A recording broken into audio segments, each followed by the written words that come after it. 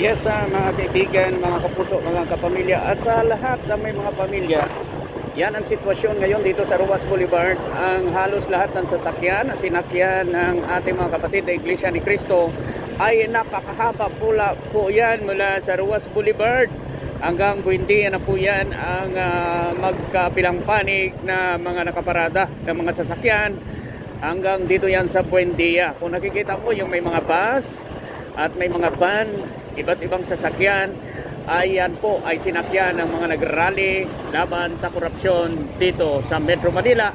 Dito po yan sa Lunita, sa Ruas Boulevard. Yan lang po guys, pinakita natin at ito na ay ang sitwasyon. Medyo matraffic na nga ang sitwasyon dito sa kahabaan ng Ruas Boulevard.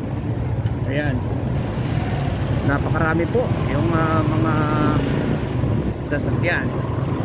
Medyo nakakaranas na rin ng pagbagal at medyo matraffic na rin ang gabaan ng Buendia dahil nga sa ang daming umattend sa rally na may ang dami at parating pa nga.